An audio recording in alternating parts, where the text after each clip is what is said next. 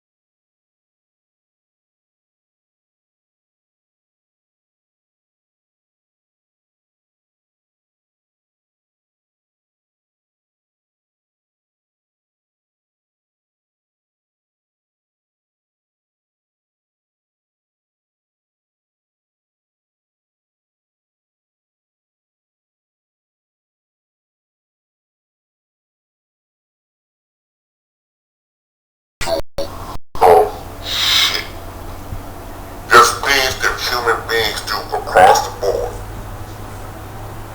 But you learn from your mistakes. You don't keep repeating the same damn mistakes over and over again. And if you're doing things, you're doing it as a team.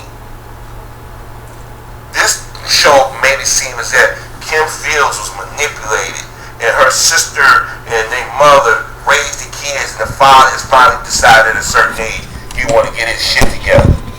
Now, I'm not saying that doesn't exist, but that doesn't exist for all black men. I didn't grow up in a household like that. My uncle took care of his wife. My cousin took care of his wife. Yeah, you had a screw here and there. But the majority of men in my family take care of responsibility. And if they didn't want that responsibility, they avoided those responsibilities. They thought about what they were going to do before they did it. Oh, things just happen. No, they just don't. You know what you're doing. You think they won't touch you. I'm sorry to move off on the rant. It just, when I see stuff like this, it just irks me. Y'all kept telling me, Harvey, Rock is a funny show. Mike Epps is funny. Yeah, okay.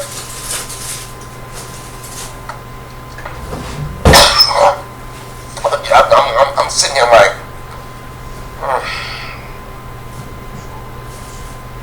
like I said, Kim Fields is wasting this show. She could have been doing something a lot better.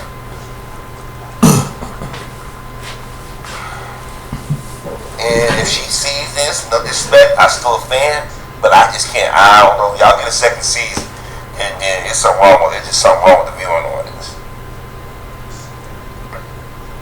And it just, I don't know how Netflix would put this shit on. It wouldn't work to get a reboot for Sister. But y'all put this. I mean, I'd rather watch that, and I can't stand the Tamara chick. I'd rather watch that. See, Tim Reed get back on TV. Jackie Harry and I'd rather see them back on TV. This was painful. And I mean, when I did shut my brain off, I'm like, okay, when they try to do a throwback to the old comedies of the 90s and the early 2000s and whatnot with a laugh track. Like, it took me out. That's what shows were, a laugh track. Because they don't trust everybody to catch the joke. And they try to pretend like it's a live audience in the studio. Excuse me.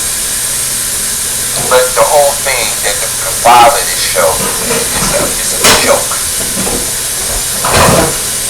And I mean, like I said, he must have paid Mike Epps some good money, or he wasn't making any money. He said, I'll take and get a quick check. If this show comes back, that means there's a lot of scatterbrained people out here that actually ain't like it. People say, well, I like shows with drama. Yeah, I get that, but is it all the time where we just can't be human beings? We just can't just do things that are always this extra crap that's put on us? And this is nothing but male bashing. That's all it is, male bashing. Because I guarantee if a black man was a producer, a heterosexual black man wrote a show where he was showing black, and I know people say, but the hood rat in the show, yeah, but she was a comic effect. Also, that's comic effect. We don't take there's a difference. Trust and believe, when we looking at her, she even was dumping on Doobie. She's the hood rat. She's the tacky mama. Maybe our brothers and sisters need to get their writing game up. If you don't know what to write, stay away from this stuff. And like I said, I'm tired of comedies. But I'm tired of comedies trying to be dramedies, but always showing us in the most negative. And I'm gonna tell y'all something. As a black man, this is why some brothers say, you know what, I give up. Because it's constant depiction of us as the reason why our community is in disarray. And we know why our community the way it is. But nobody want to be honest enough when you got people like Dr. Umar and these others in panic, even Mr. Farrakhan at times. Our sisters, they go through some... Stop. Because I've been watching a lot of black women on TV the last 10, 15 years, and all we get depicted as a joke. Let me write a TV show and talk about homosexuality or how black women view us and how black men view each other. I guarantee it wouldn't be this. And it wouldn't be no damn comedy. I mean, everybody want to laugh at some point, but sometimes you gotta say, well, people just stop insulting us, playing us for just sports and comedy. I would love to see more documentaries come from our brothers and sisters, more newscasts, more nuanced talking segments. But like I said, this is why those of us out here, we're part of New Black Media, we keep pushing. We're not perfect. We don't agree with everything. We may not talk or see everything the same way, but we all agree that we're tired of seeing crap, mediocre crap. Now, I can't speak for the other brothers and sisters out here on YouTube,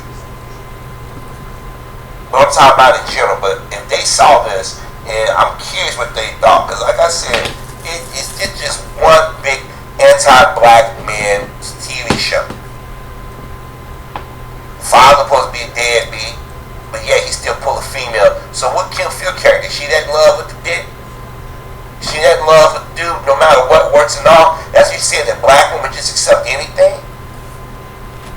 Then you got the older son who's disrespectful, call the father by his name, then he's hiding the secret. I'm worried about the dad thing. Worried about the dad thing. Yeah, they're gonna have black men, masculine, anti-gay. Stop with that. Have y'all ever paid attention in the community? Black men have known that gay dudes walk in the community for years. You don't see us running around protesting and beating up gay people. That's what these other communities. But see, this is this narrative that's been going on since the 90s. Black men don't go do that. No, we don't. You're right. This is why I don't like seeing cats like Don Lemon in the face of black America in the media. They said, in black America. Little Nas X, think about what they promote. I see more gay black dudes out here the last 20. I'm like, I know gay people around it, but don't y'all realize that I think something is up now? This environment.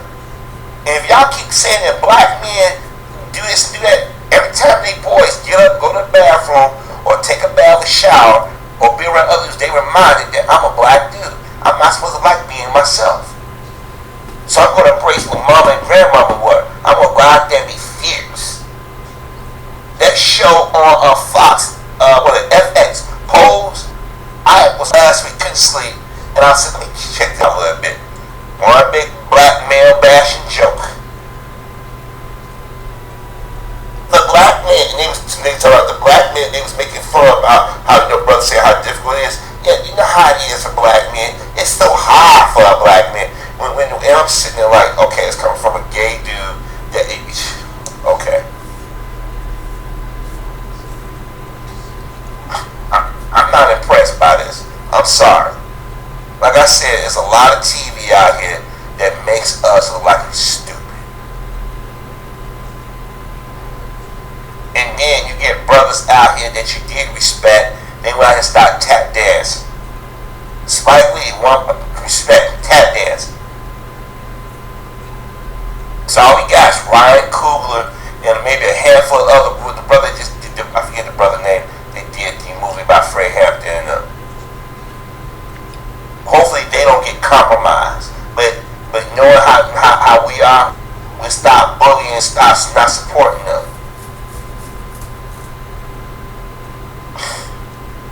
Y'all was mad about that pound cake speech. Everything Kylie said in that speech, he was on point. We let idiots run the asylum. He's spot on with that one. Yep, he's spot on. I want to show you another video that this YouTuber made. Let's see if it can start up.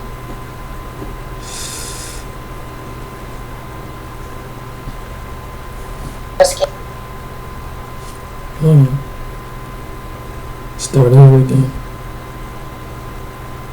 Hey guys, I'm going to be sharing with you a recipe for skin whitening and skin brightening. These ingredients are easy to find, but they are all effective in skin whitening and skin brightening.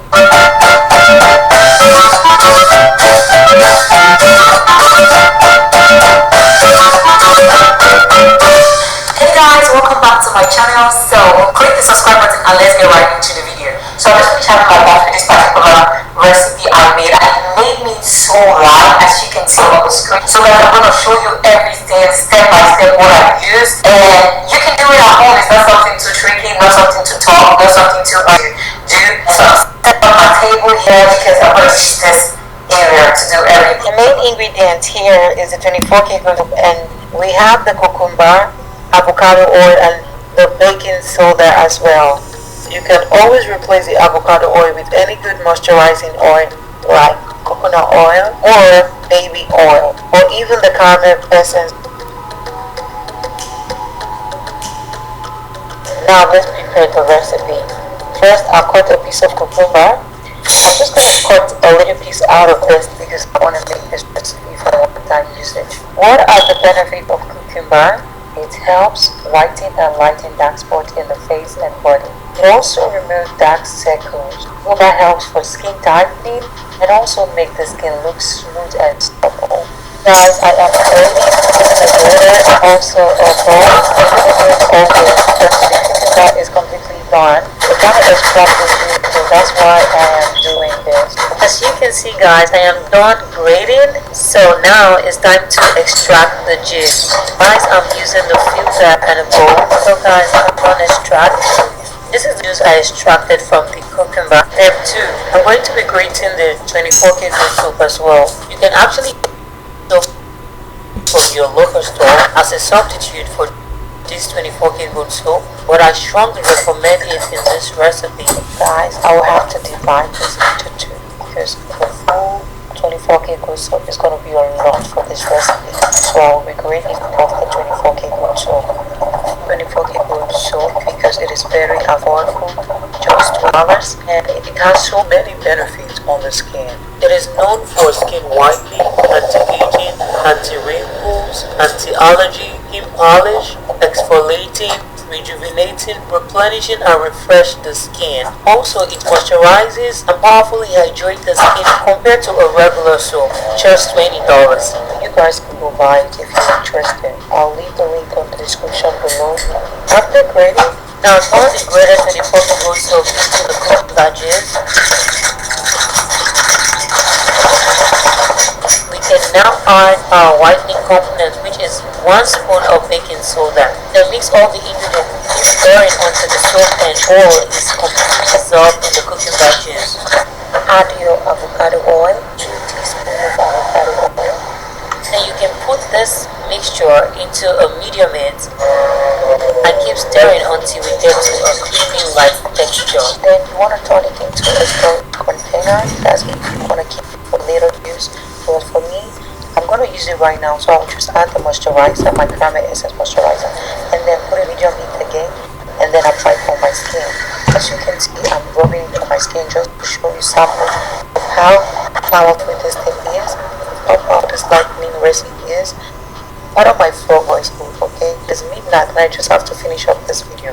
I'm applying this thing on my hands. This can also work on your knuckles as well, for those of you who have dark knuckles, okay? And also, I'll be applying this recipe on my face and my hands to show you how fast, because it's an instant whitening. So I would advise you use this recipe 2 to 3 times in a week if you want to go extremely light. And also every mixture could last for 5 days. Trust me, after watching this, I'll be so light. I am telling you. Like, this is a trick. So you have to leave this for 15 minutes. Wow, that's crazy.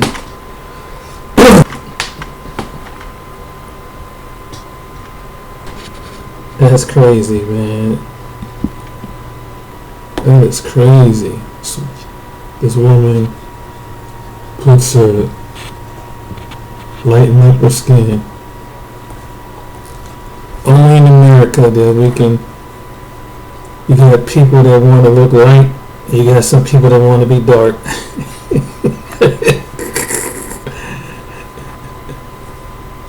You got the people that go to the tanning booths that are white.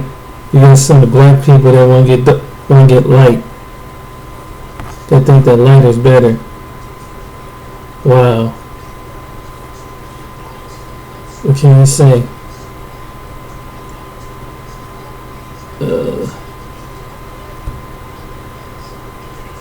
No, the video stopped, but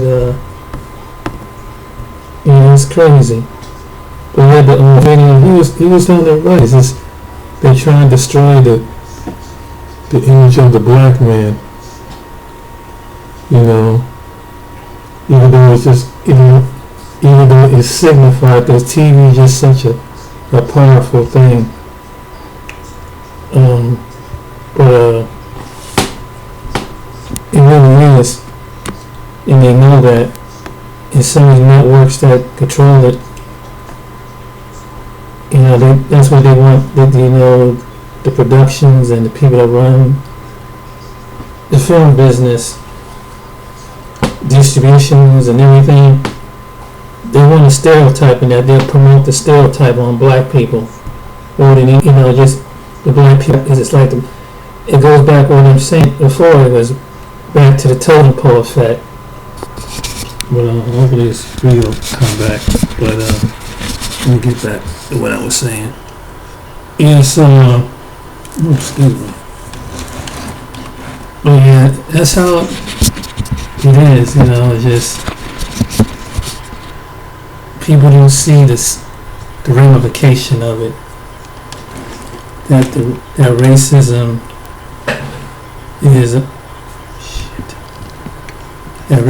is it plays a role.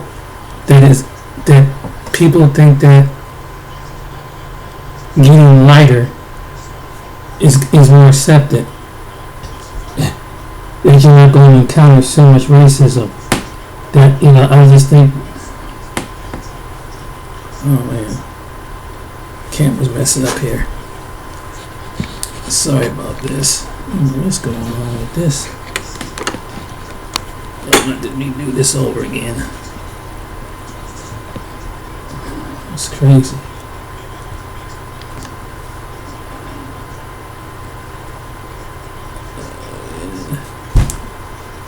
What's going on with my computer, man? It's like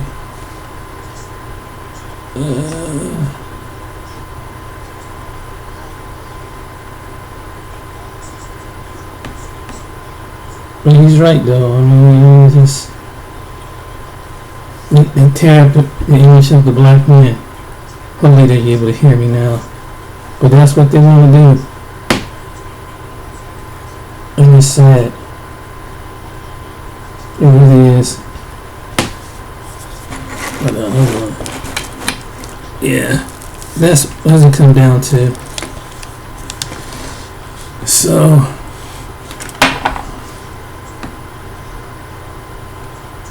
I don't know what's going on. It's like it's taking its time.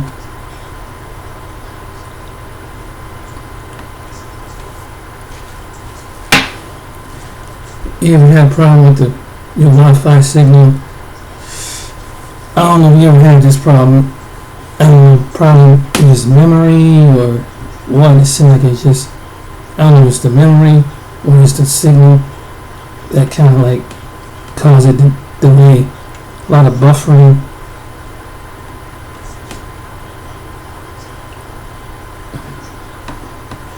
So she started filming things and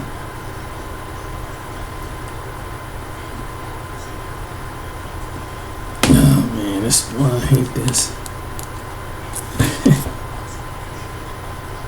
I have to watch something good and all of a sudden this stuff happens.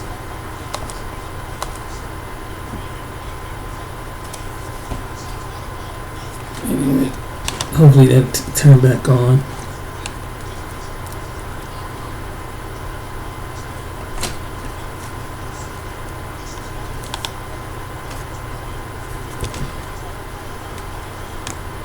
Coast. Next to them, the windward coast are preferred to Angolans. And so what he was saying here was slaves from the region of, and they say at that time it used to be called Senegambia, which is Senegal and Gambia, are present in present-day Ghana were preferred. At the opposite end of the spectrum were the Calabar, Igbo, and Bite, or Bit, whatever, slaves from the Niger Delta, where Carolina planters would purchase only if no others were available. In the middle in the middle were those from the windward coast and Let's talk about slavery. And so, when you read about the first preference, and we're talking about the first wave of slaves that came in South Carolina. I'm talking specifically about South Carolina, but you can also, the stories were different for like Virginia. The stories were different, not different. The stories were the same for like Virginia. The stories were the same for like I told you, the Delaware coastline, Virginia, Maryland. What did I say? Carolina, I think they had one little port there. Carolina, South Carolina for sure, which we're talking about, and Savannah. And then also sweep around the Florida handle there, New Orleans too. Those first slaves, a good percentage of them came from Angola or the Kingdom of Congo. And so being Bantu, they, one of the reasons why they were preferred as slaves was because of the fact they tended to be, they were very agricultural.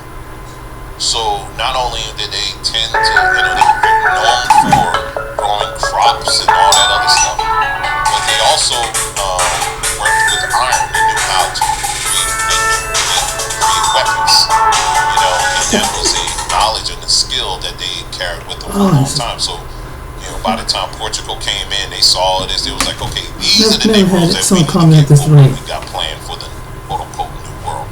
And so that's one of the main reasons why they targeted us, is because of that skill set we had, agricultural, and also the ability to, to work with iron. That's what you see down in a lot of those plantation homes.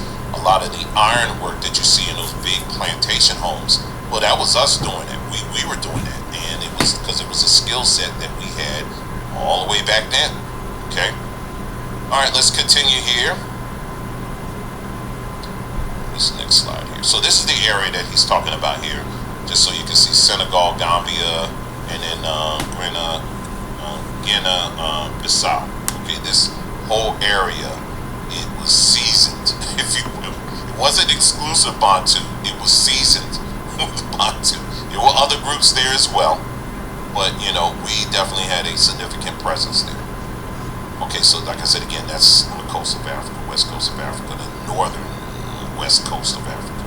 All right, let's go here. Now this is South Carolina.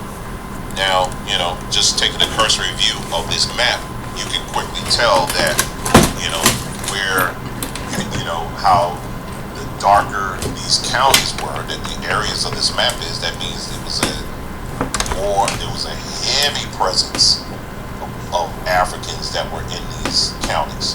In fact, at one point, there was the Africans outnumbered the whites greatly.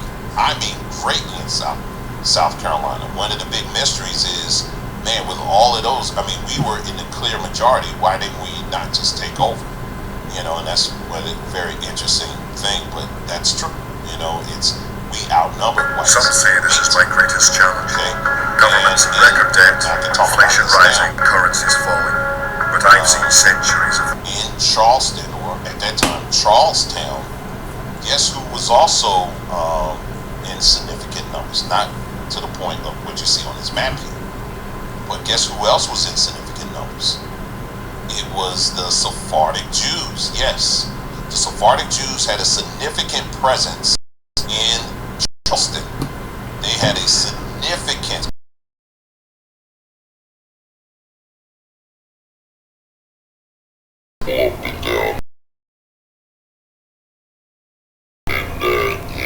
they'll tell you real quick, oh, but we didn't own any slaves, we didn't own it, which they did.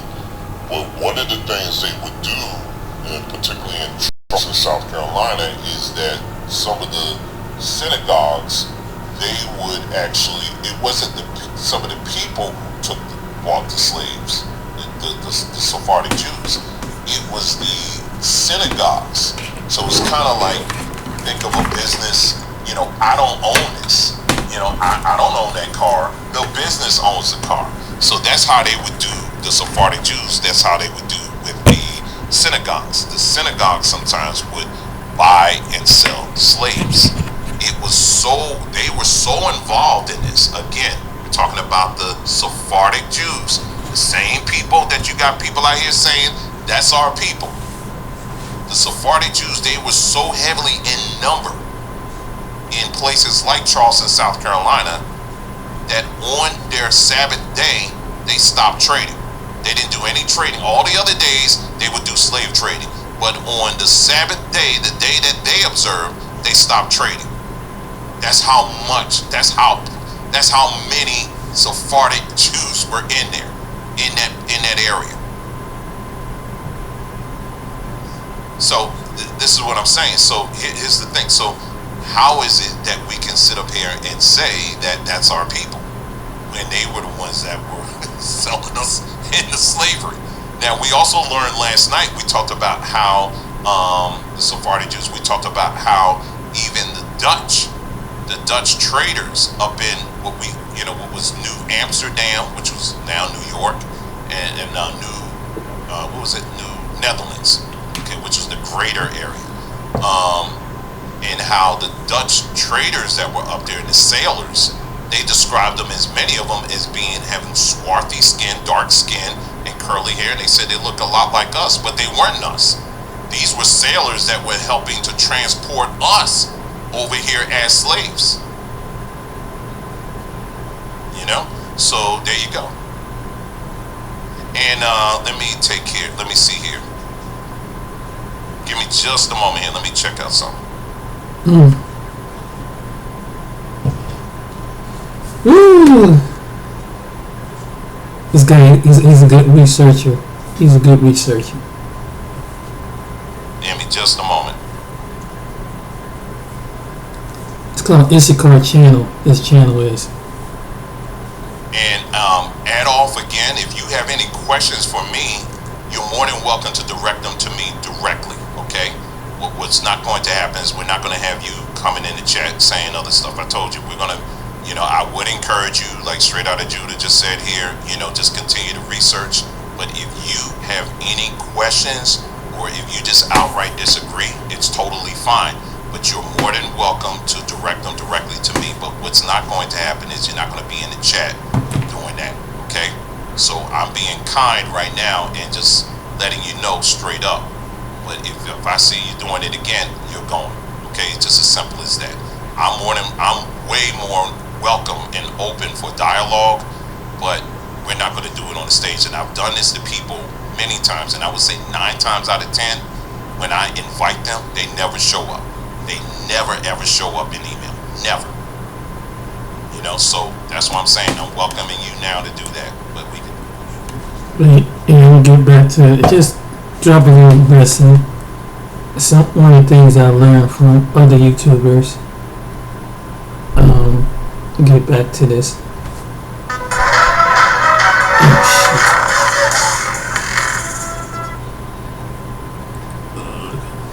That's not what I wanted. Damn it. I just had that doggone. Here it is. Oh my lord! Look!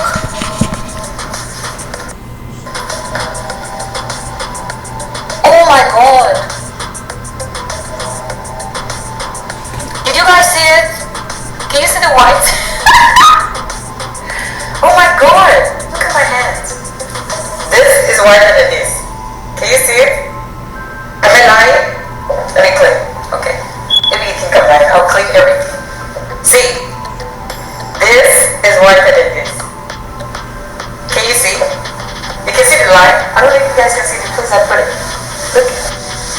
See? Lighter than this. Can you see the trick? Can you see it? So I'm going to rush off now. Wow. You see how excited she got when her skin complexion turned 8 shades lighter? She is so happy. This is the best day of her life. But she also bleached her child's skin also. So she's down bleaching. But before we get into this commentary, I want to explain what you are looking at. This is the woman that just got done talking. To your right is a cafe. It's the Buttermilk Cafe. You may ask yourself, why did he call that the Buttermilk Cafe? Then you have Mr. Clean with his buttermilk skin complexion. This is the complexion the black woman wants. Buttermilk. I did not go out looking for this type of content. It popped up in my recommendation.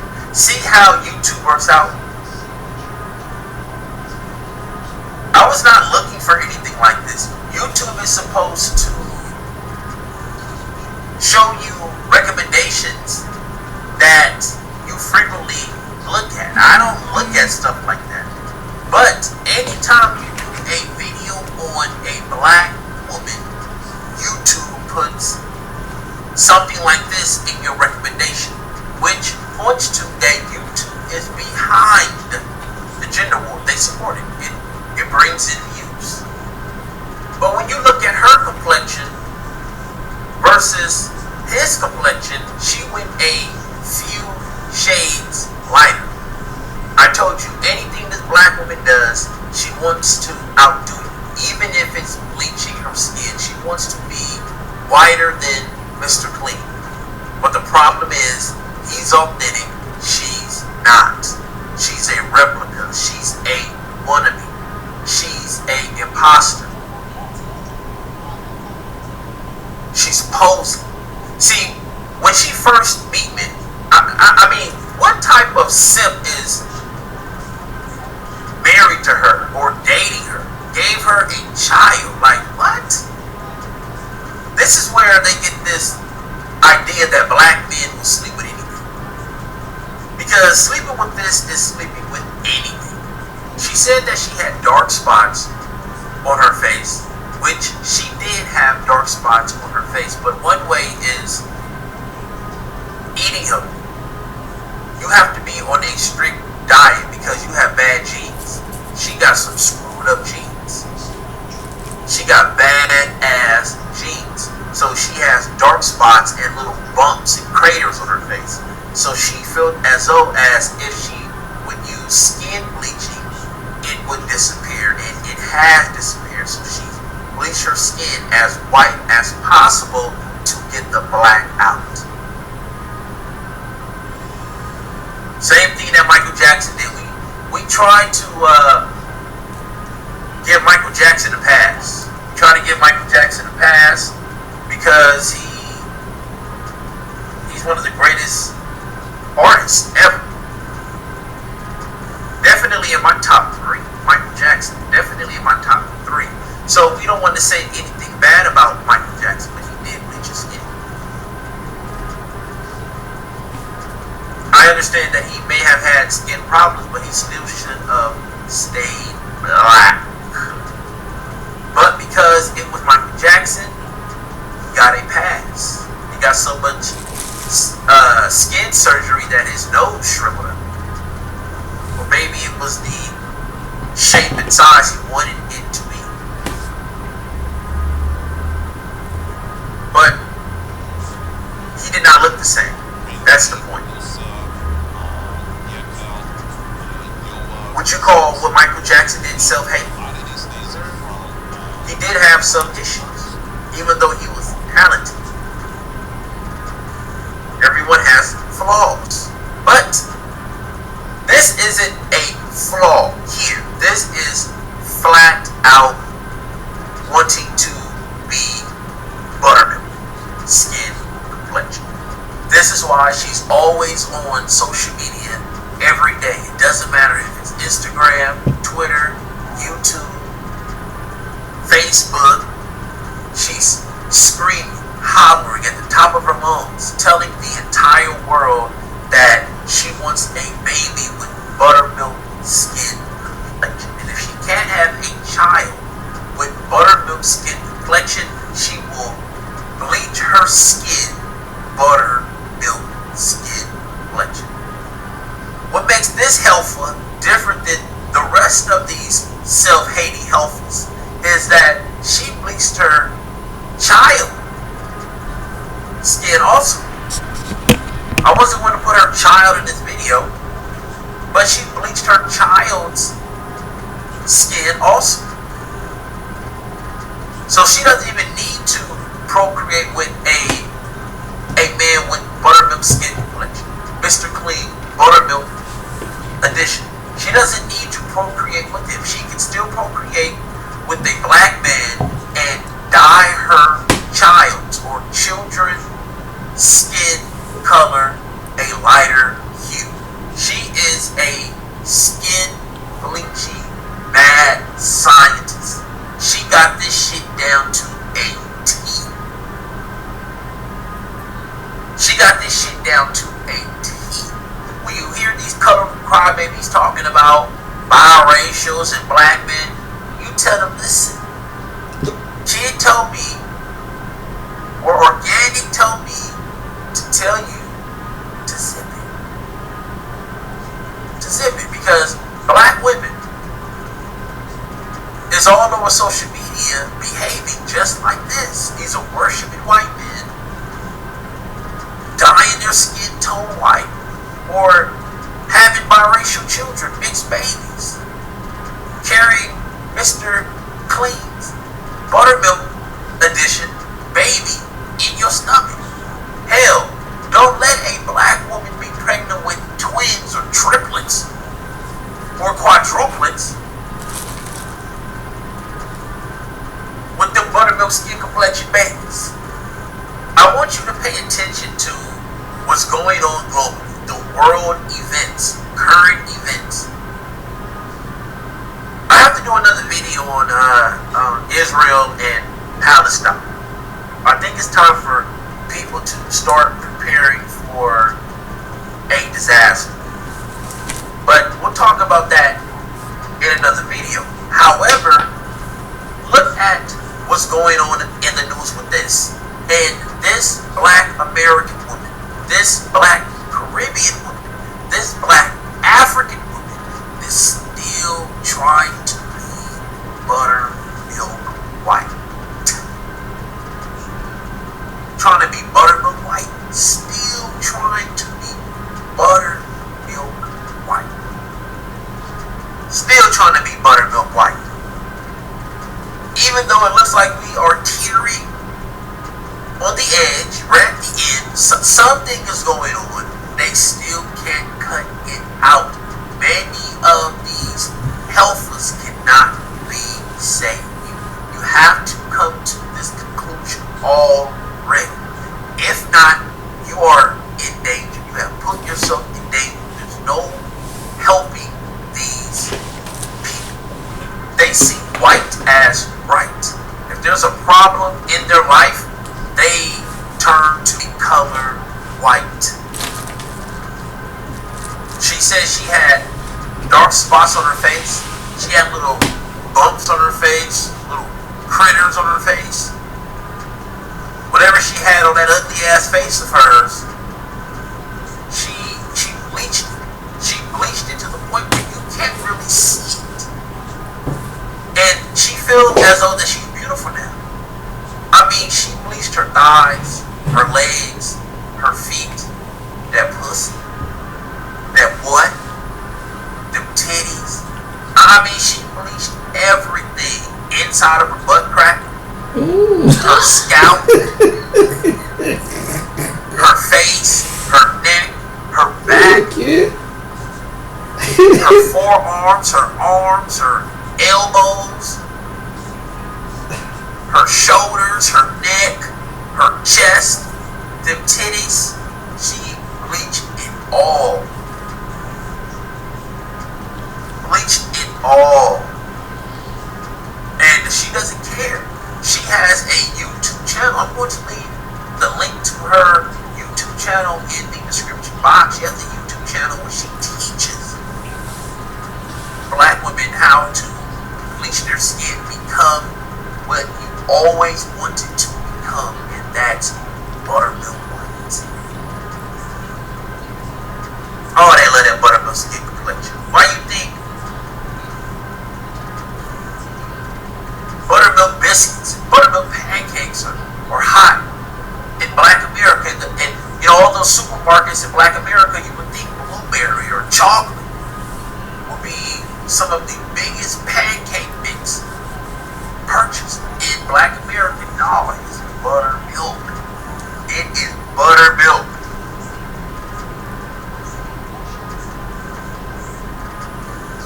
Because they look at white as right. So when their black skin fails, they just bleach it white. And she is a bleaching mad scientist. She got this shit down to a T. She put cucumbers. She shred 24 karat gold soap.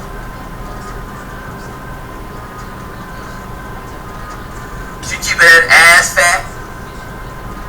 Keeping them hairy legs shaved. Keeping that weave moist. Keeping that makeup on. All for dick. All for a long, hard night. That's it. She'll fool a lot of men because they don't know that she bleached her skin. So when they look at her, they'll look at her as a red. Oh, you mixed? She mixed. She's like, yeah, I'm mixed. I'm a biracial. My daddy way, my mama biracial. And you know, black men be like, ooh. Oh, wait.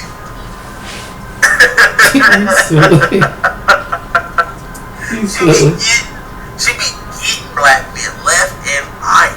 She can say she anything. Black men be like, what? Let me get your number. You got a boyfriend? Yeah. If you didn't know that she bleached her skin, she can tell you anything. She's serious. And a lot of these women have self-hate issues. I don't look at this as an issue that she just needs to take black spots out of her. I mean, this is over. This is over. I know you have some trash jeans where you get spots, bumps all on your face, and you can't clear them out. You just got some trashy ass jeans. I understand that, but you're going to have to go on a strict diet. You are going to have to be on a super strict diet. No salts, no sugar, no sweets. You may have to be a vegan to get that cleared up. All the money you is it if you don't want to bleach your skin, buttermilk. But I want you guys to pay attention to what's going on globally. And this black woman, whether she's Caribbean, African, American, she is still dyeing her skin buttermilk. She is still trying to have buttermilk skin complexion children. It just don't stop. It just don't stop. Oh yeah, that's the, did I bring this up in the video? The cafe, that's the Buttermilk Cafe. Okay, that's the Buttermilk Cafe where black women go in and, well, swirlers go in and they talk to Mr. Clean, they get a skin bleaching, they get the whole 9 yards in that cafe. They even get coffee with cream in it. So you know they get everything in that cafe there. So that is the why a lot of black men believe that black people was in slavery for so long. I've heard black men say, listen, man, we could have been out of slavery in about 2-3 years. It didn't have to last 400 years. But because this black woman want to be white so goddamn bad, it lasted 400 years. Lasted 400 years. It could have lasted a year, maybe shorter than that. Excuse me, longer than that. It could have lasted shorter than that. But because this black woman want to be white so goddamn bad, she want that buttermilk skin complexion so goddamn bad, she want that man with buttermilk skin complexion, she allowed the entire black race to be enslaved for 400 long ass years. 400 years because the black American woman loved that buttermilk skin complexion. Facts. So to all you color crybabies out there, you have a lot of nerve. You have a lot of nerve because you try to make children the same color as this heifer you're looking at on your screen. This is where colorism has become swirling. This is why colorism talking points don't even work anymore. Nobody wants to hear it. That's why everywhere those colorism crybabies go to plead their case or state their case or cry on somebody's shoulders, oh, I'm black and ugly. Well, if you feel that way, yes you are. I'm not going to sit up here and try to make you feel better and say you're not black and ugly. If you feel like you're black and ugly, I agree. Who am I to tell you you're something that you don't feel? But I'm out. Peace.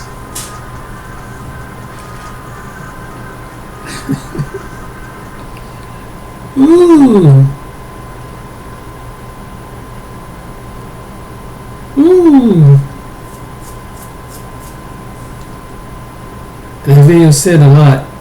The last video said a lot. But I caught a little bit of the program. I didn't want to make it as long, but I just wanted to catch you with the TV part about it, then the beginning of the video, and I tied it in with the other video because it showed that the problem. Then he gave a little history. You heard the gentleman earlier, and I showed you that how all is this tied in, how mentally is all tied in together, and what's going on today among some black people, and that's true. So it is what it is. That's one saying. And I'll give it to that one guy and say it, but I'll get my little saying: what you see is what you get. So that's what you get. What you see is what you get. And on these YouTube streets.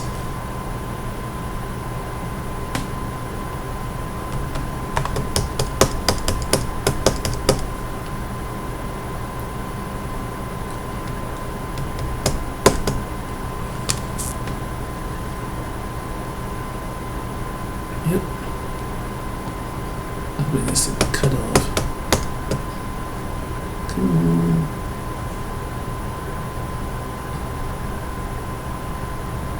What you get? What you see? What you see? Da da da da da da.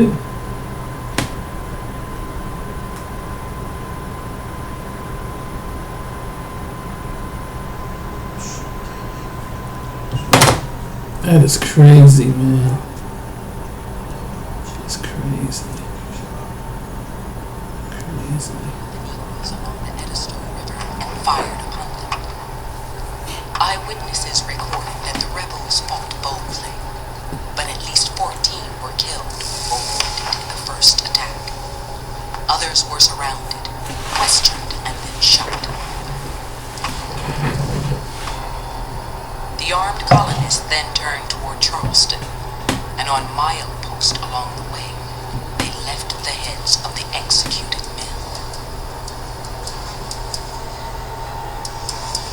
Just the way war transforms people, this terrible transformation into race slavery, it changed people by the middle of the 18th century. The violence you see at Stono is a violence that had become pervasive in the culture. By the middle of the 18th century, this had become a way of life in the English colonies. Stono was sort of the beginning of the concept that the black population had to be utterly controlled. And the legislation that came out of Stono, the Negro Act, took away